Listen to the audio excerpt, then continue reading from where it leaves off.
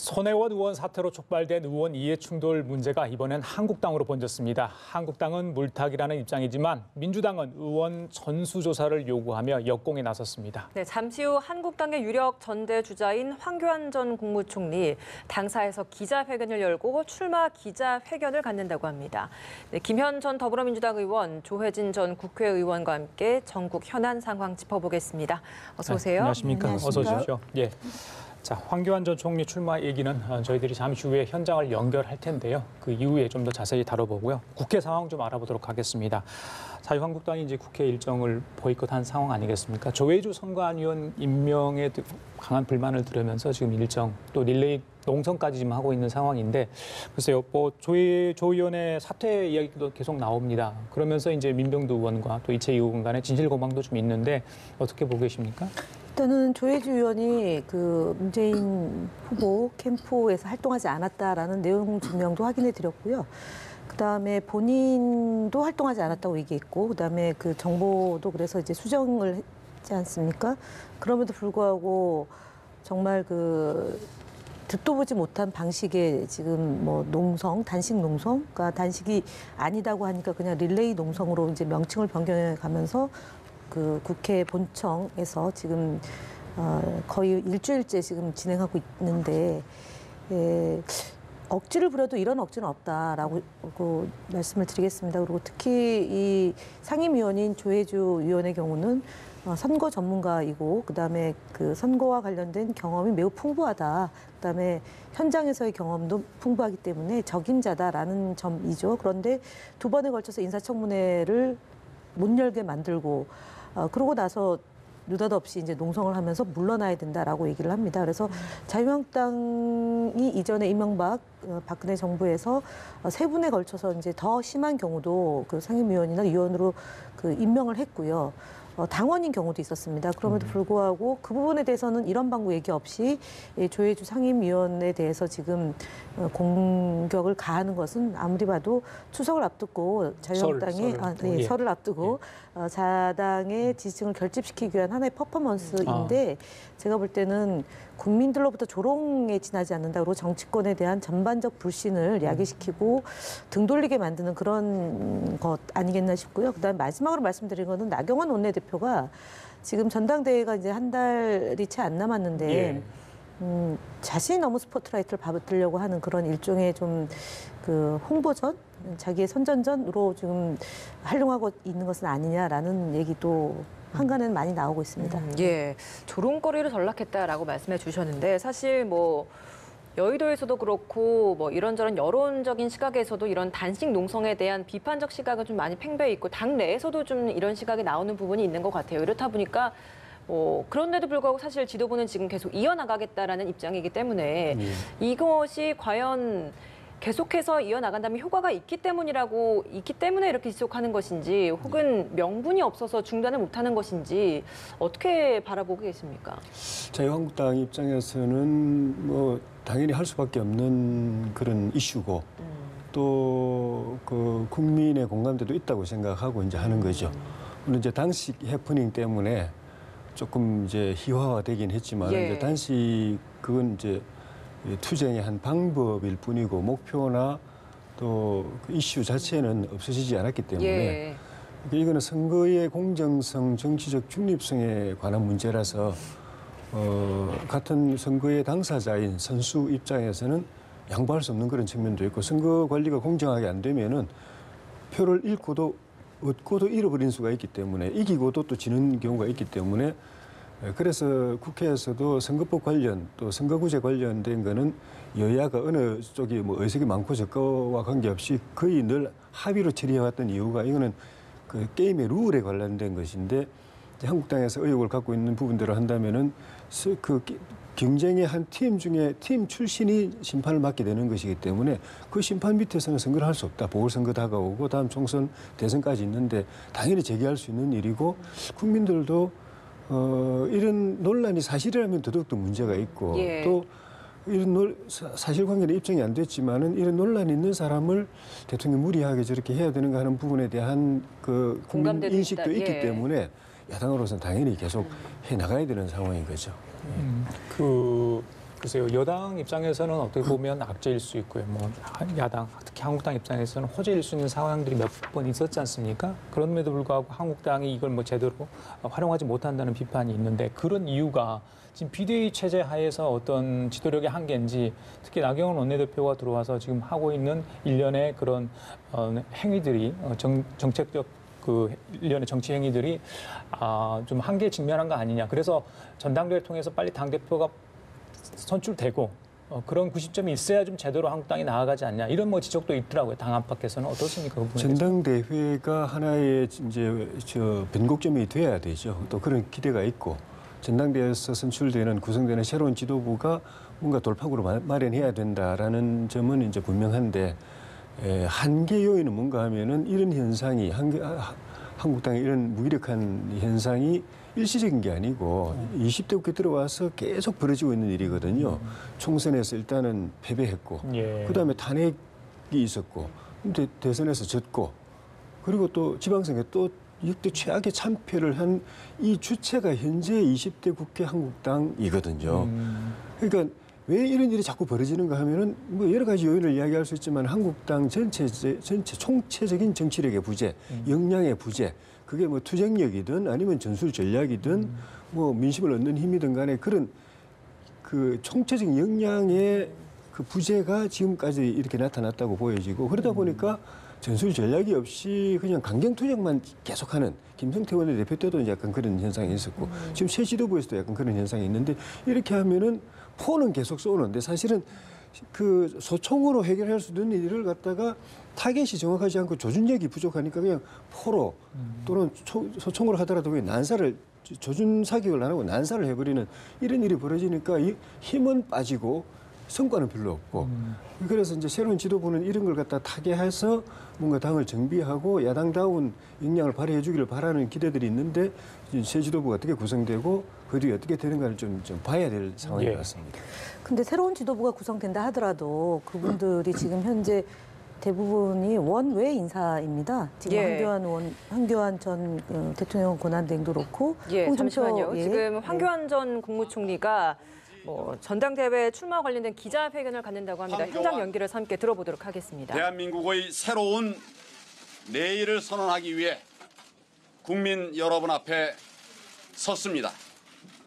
저는 오늘 자유한국당의 새로운 출발을 선언하기 위해 당원 동지들 앞에 섰습니다.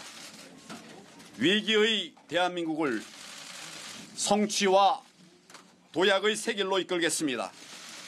고난의 자유한국당을 승리와 영광의 큰 길로 이끌겠습니다.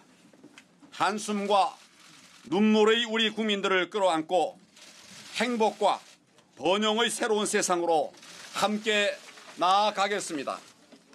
저 황교안 자유한국당 당대표 경선 출마를 국민 여러분과 당원 동지 여러분 앞에 결연하게 선언합니다.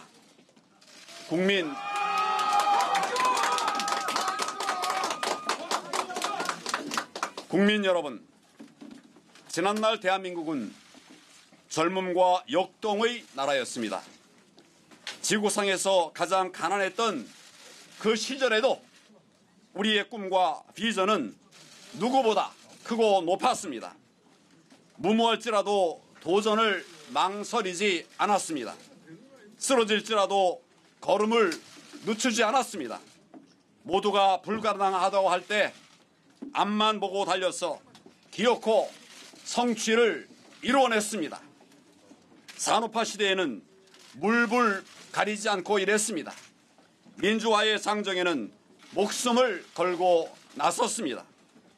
가진 것이 적을수록 나누면서 버텼습니다. 어깨를 걸고 고난의 세월에 맞섰습니다. 강물처럼 굽이치는 시대 정신을 공유하면서 공동체를 키우고 나라를 발전시켜 왔습니다. 가난한 고물상집 아들 황교안이 지금 이 자리에 서 있는 것이 바로 대한민국의 위대한 역사를 상징하고 하고 있습니다. 예, 황교안 전 국무총리가 한국당, 그런데 지금- 자유한국당 전당대회 출마를 선언을 했습니다.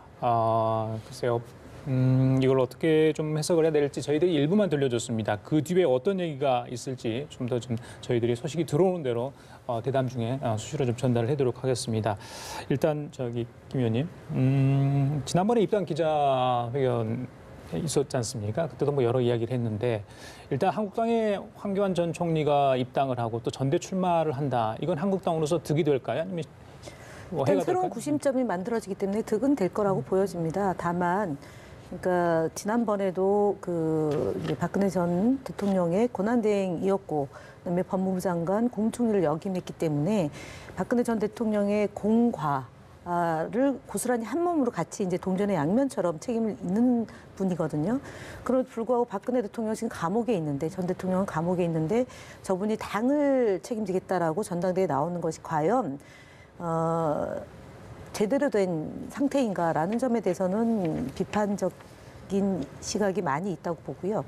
그다음에 특히 지금 이제 오늘도 한겨레 신문에 보도가 됐는데 2012년도에 그 이제 녹취록이 하나 나왔고 그때 최순실 씨가 그 한교안 전 대통령 권한대행을 언급한 부분이 있습니다. 대통령하고 박근혜 전 대통령하고 함께요. 그래서 그 문제를 포함해서 그동안 최순실 씨에 대해서 전혀 모른다고 얘기했는데 최순실 씨는 한교안 전 권한대행을 언급을 하는 대목이 있기 때문에 저는 불씨가 더 커질 거라고 보고요. 한교안 권한대행이 이제 링 위에 올랐기 때문에 아마 그동안 했던 발언과 행적에 대해서 꼼꼼하게 그 당 안에서도 검증이 있을 것이고요. 그다음에 국민들 사이에서도 있을 것이고 언론에서도 있을 거고 저희 더불어민주당도 마찬가지로 한교안 전 권한대행이 야인으로 있을 때와 지금 현재 야당의 대표로 출마하는 이상 그동안 했던 것들이 얼마나 모순되고 표리부동하고 또한 박근혜 전 대통령과의 연관성에 대해서 집중 조명할 예정입니다. 네. 전 박 전 대통령의 그림자 그리고 도로 친박당이라는 비판이 사실 입당 때부터 계속 나왔던 부분인데 과연 이 꼬리표를 뗄 수 있을 것인가? 이 부분이 아무래도 좀 확장성에는 한계가 있지 않냐라는 비판이 많이 있거든요. 어떻게 보십니까?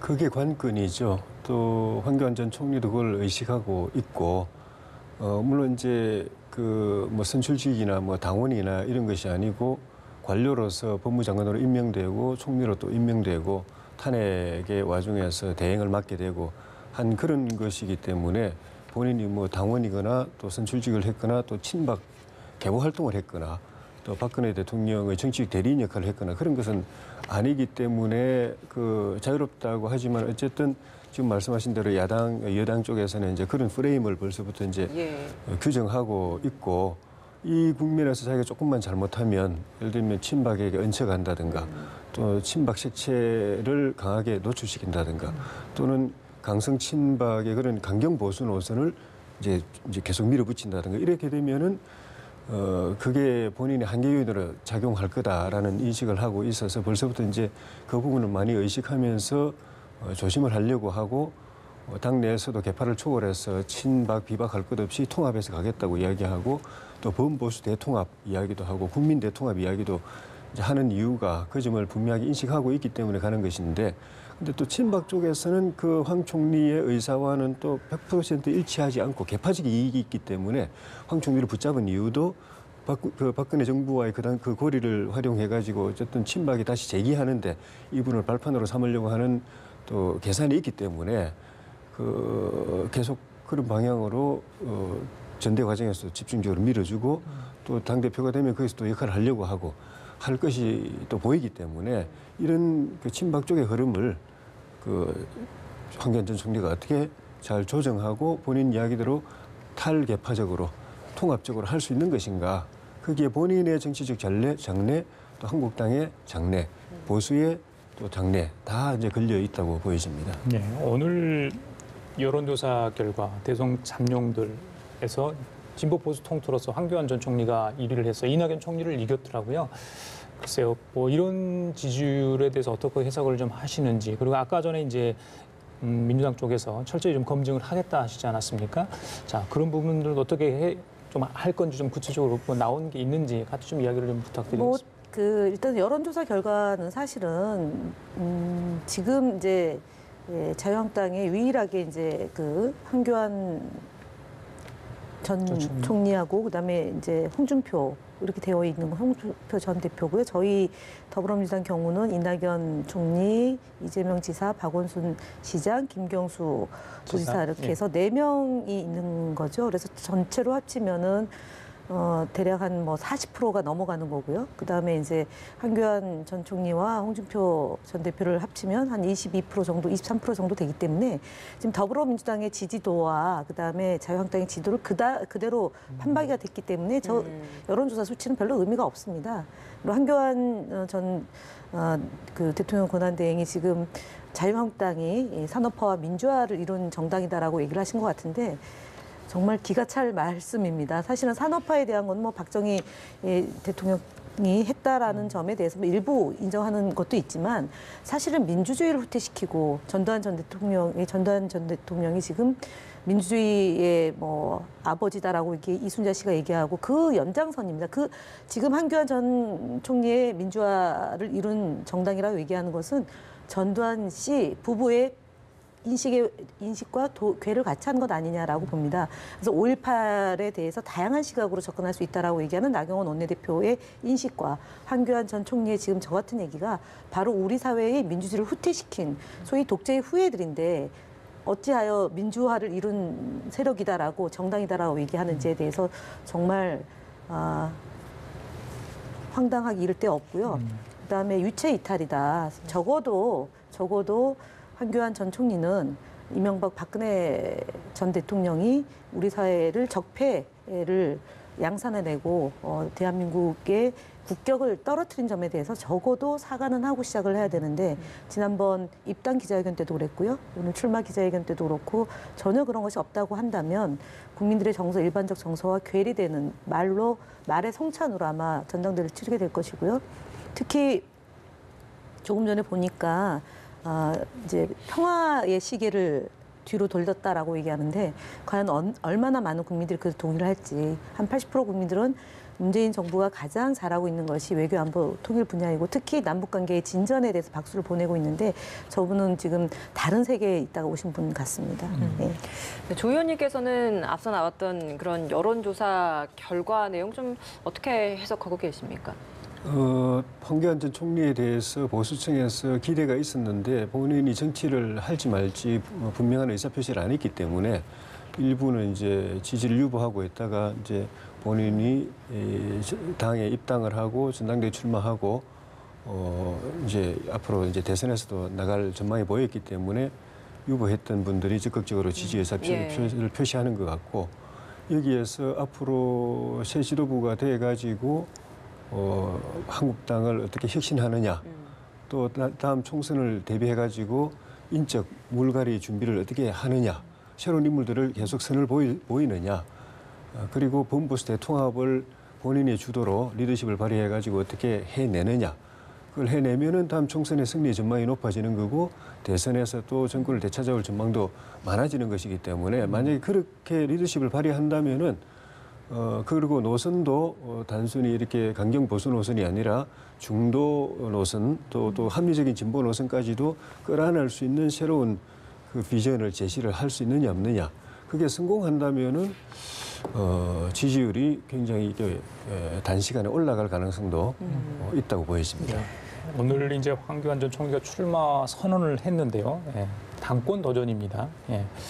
그 자격 논란이 되고 있습니다. 차임 당원이 여부를 두고 지금 논란이 되고 있고 오늘 오전에 당 선관위에서 지금 회의를 아마 하고 있을 것 같아요. 아직 결과는 안 나왔는데 당 내부에서 좀 논란이 있는 것 같습니다. 그냥 받아들여야 한다, 아니다. 당은 당기 원칙대로 좀 해야 한다. 여러 가지 의견이 있는데 일단 잘 아실 것 같아요. 조현님 어떻습니까? 이런 상황에서는 어떻게 예전의 관례대로 따르면 충분히 가능하다 이런 이야기도 있던데 맞습니까? 그 정치의 순기능이기도 하고 역기능이기도 합니다. 정치는 법을 초월하고 제도를 초월하는 것처럼 해석을 정치적인 파워를 가진 개인이나 집단이 해석을 그래 해버리면은 그렇게 되어 온 것이 여야 할 것 없이 동서고금할 것 없이 정치의 그런 그 문화이기도 한데 사실 홍준표 대표가 박근혜 전 대통령을 출당시킬 때도 그러니까 당헌 당규 논란이 많았거든요. 명문 규정상으로는 그랬었죠. 출당시킬 수 없는 것이다라는 게 다수였는데 해석을 당대표가 칼자루를 쥔 당대표가 해석을 그렇게 해가지고 제명시켜 버리니까 그렇게 돼 버리는 거거든요. 근데 이 지금 논란은 기본적으로는 자유한국당의 당헌 당규의 좀 결함이 논란의 원인이 되는 거죠. 당헌상의 당대표 출마 자격에는 6조에 보면은 책임 당원이 나야 된다고 되어 있고 예. 당규 그 당대표 선출 당규 규정 규정에는 9조에 보면은 현재 당원이면 출마 자격이 있다 이렇게 되어 있어 가지고 거기서부터 이제 하자가 발생한 건데 결국 이제 정치적으로 어떻게 중론을 모아가느냐 뭐 이쪽도 아니고 이쪽도 아니거든요. 사실 논리 형식 논리를 보면은 정치적으로 중론을 모아가느냐는 건데 선거관리위원회가 1차적으로 유권 해석권을 가지고 있는데 선관위원장 박관영 전 국회의장께서 그건 뭐 자격이 있다라고 이야기를 하시고 김병준 위원장이 한번 쳤는데도 다시 되치기 하면서 계속 밀어가시고 또 전당대회 전국위원회 상임전국위원회 의장이면서 전당대회 의장인 또 한선교 의장도 그런 해석에 또 동조를 하고 그래서 뭐 속단을 할 수는 없지만은 당의 전체적인 흐름을 보면은 이게 명백하게 출마 자격이 없다고 해도 이 정치 분위기상 이게 쉽지가 않은데 제지하기가 출마 막기가 쉽지 않은데 다른 한쪽으로는 또 문을 열어놓은 규정이 있는 상황에서는 결국은 출마 허용 쪽으로 갈 가능성이 조금 더 높아 보입니다. 일각에서는 제가 좀 볼 때는요. 예. 그러니까 책임당원 3개월이라고 얘기하는 거는 적어도 그러니까 그 당의 정체성과 노선과 가치와 철학에 대해서 기본 인식을 좀 공유하면서 3개월 정도의 당원으로서 자격을 가져야지만 그래도 당대표에 출마할 수 있는 것 아니냐라는 그것 같습니다. 근데 뒤에 보면 이제 여지를 또 열어놓은 거겠죠. 이제 영입을 해서든 아니면은 뭐 그 워낙에 당이 불안정하니까 그래서 당원이면 피선거권이 있다라고 해서 모순이 발생한 건데 그렇다면 한교안 출마자는 겸손하게 제가 당에 입당한 시기가 이때쯤 되고 그래서 어쨌든 이 당헌 당규상에 이런 문제가 있으니 잘 살펴봐 달라면 되는데 규정은 바꾸면 되는 일이다라고 뚝딱 선언을 해버린 거예요. 그러니까 늘 문제가 되는 게 이렇게 정당의 경험이 일천한 분들이 정당 알기를 좀 우습게 알고 그다음에 나는 굉장히 뛰어난 사람이다라는 그런 소위 말하는 그 오만함에서 비롯된 태도인 것 같습니다. 그래서 적어도 김병준 비대위원장은 당헌 당규에 입각해서 처리를 하겠다라는 얘기는 굉장히 원론적으로 맞는 얘기인 것이고요. 지금 이해관계에 따라서 이제 한송교 의장이나 아니면은 박관영 의장의 이 태도는 사실은 특정인을 밀어주기 위한 것이라고 봐야 되겠죠. 그래서 벌써부터 이렇게 전당대회를 출마 여부를 둘러싸고 비대위원장과 그다음에 이 전당대 준비위원장 사이에서 삐걱삐걱거린다는 것은 굉장히 이후에 한 달여 남아있는 전당대회가 국민들한테 정말 볼썽사나운 일들을 많이 연출시킬 수 있다. 제가 볼 때는 이제 내일 홍준표 전 대표가 어떤 태도로 나올지를 봐야 되겠지만 이분이 만약에 출마를 하게 되면 두 간의 아주 격돌이 예전에 2007년도에 이명박 전 대통령과 후보와 박근혜 후보 간의 그런 치열한 격돌로 정말 루비콘 강을 건너듯이 이 두 사람의 관전 포인트 물론 출마를 안 하게 되더라도 저는 홍준표 전 대표가 견제 기제를 작동할 거라고 보기 때문에 둘 싸움은 매우 치열하게 전투가 벌어지는 것 아니겠냐 이렇게 봅니다. 이 출마 자격을 두고서 이제 짚어주셨던 현 상황에 대한 뭐 특정인 밀어주기다라고 이야기를 하셨던 그 부분에 있어서 일각에서 보여주는 시각에서는 이미 이제 전대 이후에 뭐 개파 갈등 이런 것들을 미리 사전에 보여주는 이런 전초전이다라는 시각도 있거든요. 어떻게 보십니까? 예, 약간 그런 측면이 있습니다. 오늘 시점까지는 이제 논리 대결이기 때문에 감정이 막 많이 실려 있거나 뭐 표현이 격하거나 뭐 선을 넘거나 그러지는 않았기 때문에 오늘 요 시점까지의 논란은 뭐 통상 있을 수 있는 논란인데 그 배경에는 이제 개파적인 거는 친박 쪽에서는 좀 전에 말씀드린 대로 황교안 총리를 내세워가지고 그 정치적 영향력을 회복하려는 그런 의도가 분명히 있고 그래서 며칠 전에 김병준 위원장이 기자회견해서 자기 불출마 선언하면서 황교안, 오세훈, 홍준표도 안 했으면 좋겠다고 이야기한 그 바로 직후에 의원총회에서 친박계 의원이 나와가지고 지도부 김병준 위원장과 그 지도부에 대해서 굉장히 엄중하게 그 공격을 했거든요. 한 번만 더 그렇게 하면 가만 안 있겠다 이런 식으로 그게 이제 개파적인 이해관계가 극명하게 이제 표출되기 시작하는 것이고. 근데 박관용 의장 경우는 뭐 뭐 친박계는 아니죠. 굳이 말하자면 뭐 중립이니까 뭐 비박이라고 할 수는 있을지 모르겠지만 친박계는 아닌데 이분은 지금 이제 바깥에 이제 비상시국 회의도 이제 운영하고 계신 것이 이 정권의 폭주를 막고 또 야당의 견제력을 회복하고 총선에서 좋은 성과를 거두고 정권 교체가 되려면은 범보수가 다시 통합해야 되고 보수의 인재들은 역량을 가진 사람들은 도움이 될 만한 사람들은 다 뭉쳐야 된다. 다 들어와야 된다. 이걸 전부터 계속 말씀해 오신 분이고 그 점에서 좀 전에 여론조사도 있었지만은 대선 후보 1위가 나오는 분을 빨리 여기에 링 위에 올려가지고 당을 위해서 그 보수를 위해서 뭔가 역할을 하게 만들어야 된다는 생각은 본인으로서는 뭐 당연한 이야기고 그래서 선관위 위원장으로서 또 그런 데 대해서 역할을 또 하시려고 하는 것 같고 그래서 개파적인 그런 요인도 있지만은 또 당 전체 보수 진영 전체 나라 전체를 걱정하는 분들의 생각도 황교안 총리가 참여해야 된다라는 네. 쪽에 있기 때문에 논의가 결국은 그쪽으로 갈 가능성이 높지 않나 하는 생각이 듭니다. 알겠습니다. 좀 화제를 돌려보겠습니다. 자, 황교안 전 총리 전대 출마 기자회견 한국당 얘기를 했습니다. 손혜원 의원으로 시작된 의원들의 이해 충돌 문제가 확전 양상을 보이고 있습니다. 이번에는 한국당 장제원, 송은석 의원으로까지 번졌습니다. 민주당은 내로남불 이렇게 얘기하고 한국당은 또 물타기 이렇게 주장을 하고 있습니다. 김 의원님 하실 말씀 있으시죠? 어떻게 보세요, 이거? 아니 장지원 의원은 예. 그 이제 형님이 하는 예, 대학교? 그 대학교의 부총장으로도 역임을 했던 경력이 있죠. 그리고 그 이제 예결위 하면서 직접적인 워딩을 한 거 아닙니까? 말씀을 하셔가지고 이제 4억의 그 이익금이 이제 된 거고.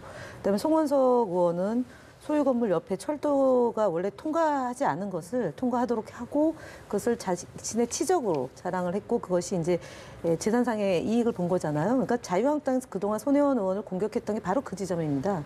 이해 충돌이다라고 얘기했는데 본인들은 아니다라고 얘기하고 조사는 하겠지만 손혜원 의원은 범죄이고 자신들은 이해 충돌도 아니다라고 얘기를 나경원 원내대표가 하고 있답니다. 그러니까 제가 볼 때는 지금 이제 그거와 관련해서 이제 부청원 의원은 전수조사를 하자라는 주장도 하고 있고 또는 지금 이제 일각에서는 주식에 대한 이해충돌뿐만이 아니라 부동산 취득에 관련된 것도 이해충돌에 해당되는지 안 되는지를 한번 법적으로 좀 제도적 정비를 하자라는 의견도 나오고 있는 마당입니다. 그래서 지금 문제는 송원석 의원과 장제원 의원이 그동안 이렇게 공언한 바가 있습니다. 그러니까 손혜원 의원을 공격하면서 특히 송원석 의원은 똑같은 말로 자신이 지금 하고 있는 그 행위가 손혜원 의원에게 보다 더 세게 공격을 했기 때문에 가타부타 얘기를 하셔야 된다고 봅니다. 본인은 아무 이익을 취하지 않았다고 얘기하지만 이익이 분명히 존재하기 때문에 그러면은 손혜원 의원처럼 그것을 기부하겠다 내지는 국가에 기속시키겠다라는 정도의 결단 어린 얘기가 나와야지 오해가 안 생기는 거지 자신의 잘못된 그러니까 자신의 일은 정당하고 다른 의원이 한 것은 부당하다라고 얘기하면 그건 안 맞는 거기 때문에 장제원 의원과 송원석 의원에 대해서 자유한국당이 감싸기 하는 건 그만 접고 이 부분에 대해서 머리를 맞대고 지금 특히 2월 국회를 전면 보이콧하겠다는 거 아닙니까 자유한국당. 근데 이게 안 맞는 게 또 특검하고 국정조사를 또 하자고 요청을 해놓고 있는 상황에서 2월 국회는 보이콧하겠다라고 하는 점도 안 맞는 겁니다. 사실은 보이콧가 계속 될 거라고 보여지는 게 지금 장제원 의원하고 송원석 의원 문제 때문에도 아마 보이콧을 하게 되지 않을까 싶은데요. 그러지 마시고 어쨌든 의원들 간의 그런 문제에 대해서 어느 정도까지 우리가 놓고 볼 거냐, 어디까지 이해 충돌이냐라는 점에 대해서는 조금 경계선을 만들어야 되지 않을까 싶습니다. 예. 네, 이해 충돌에 대한 입법화를 이참에 만들어야 된다라는 주장까지 나오고 있는데 지금 이 상황 좀 어떻게 바라보고 계십니까?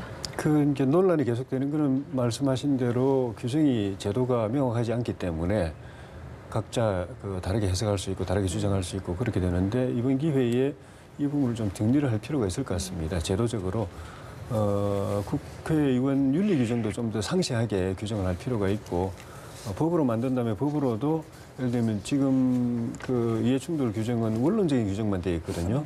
추상적으로만 되어 있고 구체적으로 안 되어 있기 때문에 좀 더 구체적으로 분야별 나누어서 부동산이든 무슨 또 예산이든 또 정권이든 관계된 것들 다 세분화해가지고 구체적으로 이제 규정을 할 필요가 있고 그다음에 그냥 규범뿐만이 아니라 그걸 어겼을 때 조치 어떤 징계가 있을 수가 있고 어떤 처벌이 있을 수가 있고 이런 것도 이제 규정을 할 필요가 있을 것 같습니다. 다만 이제 너무 넓게 해버리면은 국회의원이 뭐 말 한마디 못하고 주장 못하고 일을 못하게 될 수도 있기 때문에 합리적인 선 안에서 그런 걸 갖다가 구체적으로 규정을 윤리법 공직자 윤리 규정에도 규정하고 법에도 규정하고 하면 이런 논란이 좀 줄어들 것 같습니다. 그는 예. 뭐 여야 가릴 것 없이 모든 국회의원이 공통적으로 적용될 수 있는 것이기 때문에 이번 기회에 논란만 벌이고 그냥 이렇게 정쟁만 하다 끝내지 말고 대안을 좀 만드는 쪽으로 좀 결말이 났으면 좋겠습니다. 알겠습니다. 공익과 사익 사이에 충돌한다. 상식선에 좀 자기 검열을 했으면 이런 일이 없었지 않았나 싶은 생각도 듭니다. 다른 얘기 좀 하겠습니다. 자, 한국당 여의도 연구원이 있죠. 문재인 대통령의 지난 임기 일정의 4분의 3 청와대 내부 일정을 좀 들어봤더니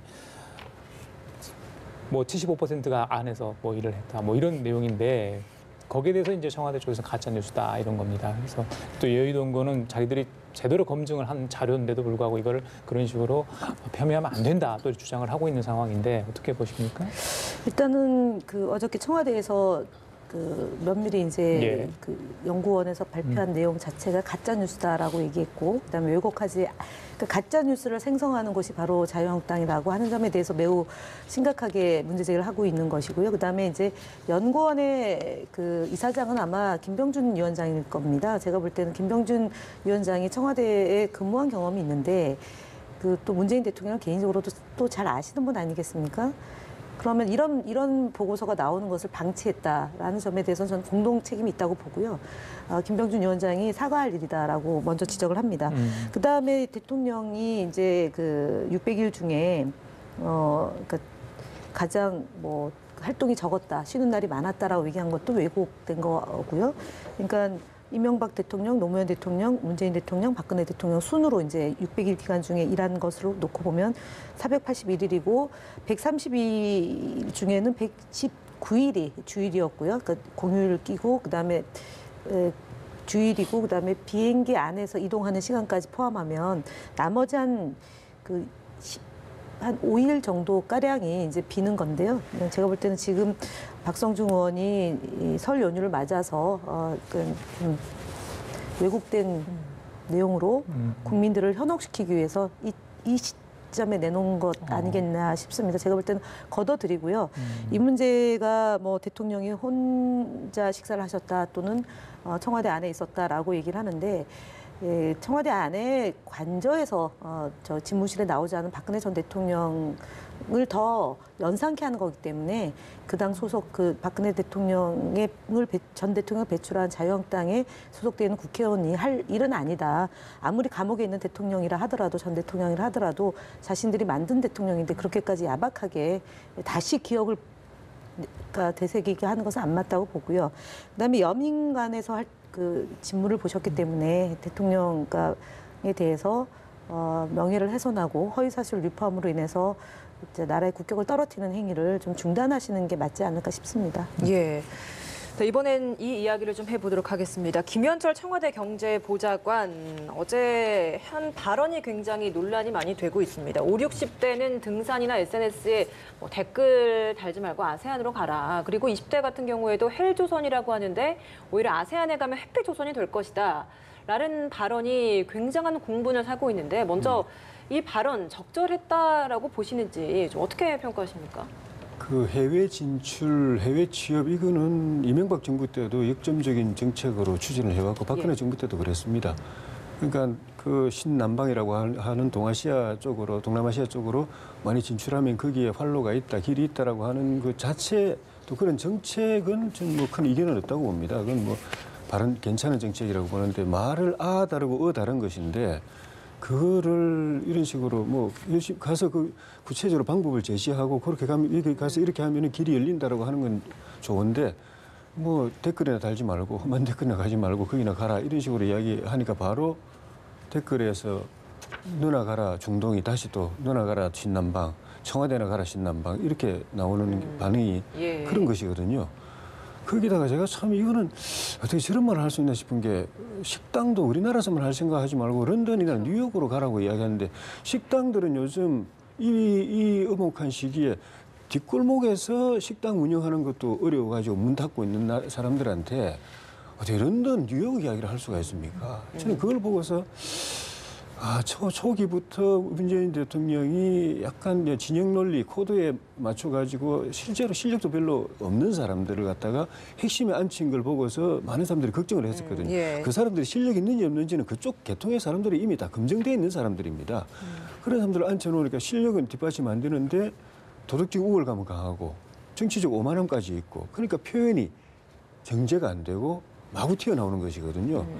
그래가지고 지금 대통령이 도와주는 게 아니고 오히려 더 힘들게 만드는 저런 인사의 결과가 이렇게 나타나는 것 같아서 예. 김현철 이게 보자고 하는 하루 이틀이 아니고 앞으로도 좀 계속 걱정되는 예, 일입니다.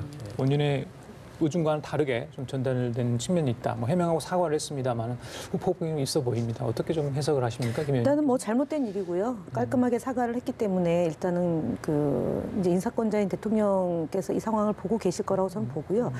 그런데 야당에서 이제 대응하는 걸 보면 이분이 무슨 행위를 해서 그것이 시장에 영향을 미쳐가지고 뭐 이렇게 잘못된 정책을 구사해서 책임져야 될 일이 있다면 응당 바로 곧바로 책임을 져야 되는 건데요. 그러니까 의도하지 않았던 의도하지 않던 적절하지 못한 발언 때문에 사과를 했다면 그 부분에 대해서 바로 또 다 사퇴하라, 총사퇴하라 그러면은 일은 누가 하겠습니까? 그래서 제가 볼 때는 적정한 수준이 있을 거라고 생각을 합니다. 그러니까 부적절한 행동, 그다음에 잘못된 정책으로 인해서 무리를 일으켰다 그러면 그 즉시 전 책임을 져야 된다고 보고요. 그렇지 않은 문제, 말로써 설화를 일으켰는데 본인이 그것도 잘못된지 모르고 계속 뭐 또 다른 사고가 났다면 또 책임질 일이지만, 그러니까 적절하지 않았다, 잘못됐다. 그다음에 마음 상한 분들께 사과한다라고 얘기했다면 거기서 좀 그렇구나라고 해서 잘못됐으니까 이 부분에 대해서 다음 페이지로 넘기는 이런 정도가 있으면 좋겠는데 지금 야당은 전혀 그렇지 않은 것 같습니다. 예. 무조건 말 실수 한번 나오면 다 사퇴해야 된다라고 주장하는 야당의 예. 태도도 제가 볼 때는 좀 과하다라고 봅니다. 노영민 청와대 비서실장이 최근 청와대 기강 잡기 한창이잖아요. 네. 그러니까 말 실수도 거기에 해당되는지는 모르겠습니다만 이 부분에 대해서 혹시 뭐 한마디 할 수 있을까요? 어떤 제가 볼 땐 뭐 제가 짐작할 수는 없는 문제이고요. 지금 3년 차 들어가면 청와대의 기강이 좀 더 강조되는 것은 맞는 거고 국민들에게 좀 더 겸손하게 국정 운영을 하는 사람으로서의 태도를 가져야 되는 거고요. 그다음에 최근에 이제 불미스러운 사건들이 몇 번 있었기 때문에 보다 강조하지 않았을까 싶습니다. 저는 이 부분에 대해서는 뭐 본인도 사과를 했기 때문에 예, 그 이상의 무엇이 있는지는 제가 답변할 내용은 없습니다. 예, 알겠습니다. 마지막으로 하나만 더 할게요. 자, 바른미래당 얘기 잠깐 하고 가겠습니다. 유승민 전 공동대표, 안철수 전 공동대표, 지금 바른미래당 지지율이 뭐 항상 정체 상태입니다. 뭐 나아지를 않고 있는데 뭐 구심점이 없다, 뭐 이런 이야기가 많습니다. 그래서 예전에 당을 이끌었던 두 사람이 좀 이런 시기에 복귀해 돼야 되는 거 아니냐. 또 연찬회가 지금 예정이 돼 있기 때문에 그때 유승민 전 공동대표가 나가고 유승민 전 대표가 나오면 자연스레 안철수 전 대표도 독일에서 돌아오지 않을까 뭐 이런 얘기 여러 가지 흘러나옵니다. 들으신 내용이 있으신지 혹시 확인할 게 있습니까? 어떻습니까? 필요한 시점이긴 한데 쉬워 보이진 않습니다.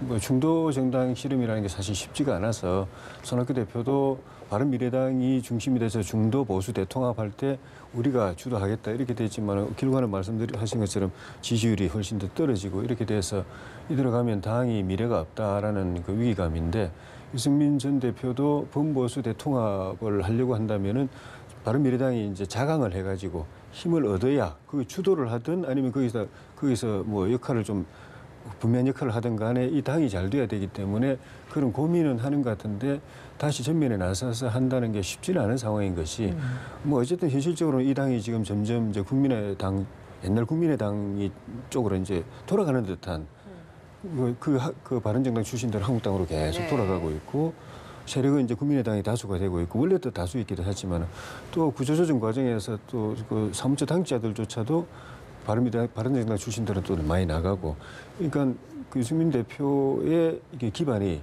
사실 많이 약해진 거죠. 그래서 나가서 뭘 한다고도 하는 것도 참 쉽지 않은 상황이고 안철수 전 대표도 지금 그 주변에서는 좀 빨리 들어와야 되는 것 아닌가 하고 이제 좀 분위기를 파악해보는 움직임이 있는데 원래대로 한다면 올해 이제 8, 9월쯤에 들어와야 되는데 빨리 들어오려고 하면은 명분이 있어야 되는데 명분이 아직도 분명치 않고 좀 조기에 들어왔다가는 또 크게 또 실책을 할 가능성도 있고 그래서 참 어려운 상황인 것 같습니다. 예. 두 분이 빨리 복귀해서 마지막으로 당을 살리는 승부수를 던져야 될 상황인 건 맞은데 두 분이 처한 상황이 그게 또 쉽지는 않은 고민스러운 상황인 것 같습니다. 자유한국당의 이 보수 대통합 노력과 관련해서 바른정당 출신 의원들 이제 받아들일까 말지 여러 가지 논란이 있잖아요. 예. 그런 부분도 이 두 사람의 복귀와 관련이 좀 있다고 보십니까? 그렇죠. 물론 이제 저는 그렇게 생각합니다. 뭐 손학규 현 대표뿐만 아니라 유승민 전 대표나 안철수 전 대표도